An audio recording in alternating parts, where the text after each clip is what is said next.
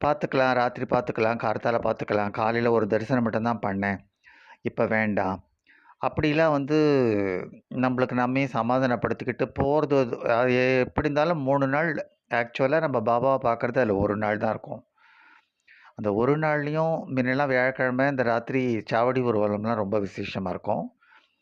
அந்த மாரி சமயத்துக்கு போனா, அந்த சாவடி ஊர்வலத்த பார்க்கறதுக்கு ராத்திரி 10 மணிக்கு மேல தான். விடிய விடிய நல்லாருக்கும். 11 மணி, 12 மணிக்கெல்லாம் நல்லாருக்கும். எல்லாருமே ஷீரடியில மொத்த பேருமே பாபா கோயிலோட முன்னாடி தான் நின்டுட்டுருப்பாங்க.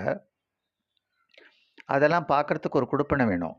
அத எதுவும் பார்க்காம ரூம்ல போய் ஏதோ ஒரு சாப்பிட்டுட்டு பேசாம படுத்துட்டு தூங்குறதுக்கு நம்ம போல. இது ஃபர்ஸ்ட்டு கொஸ்டின். நெறைய பேர் அது மாரி போறீங்க. போறவங்க நல்லபடியா போயி, நான் சொன்னாப்புல பாபாவ பாருங்க. பாபாவ போய் பார்த்துட்டு பிறகு அங்க என்ன அன்னைக்கு ராத்திரி நடக்கப்போறா, அதாவது ஆரத்தி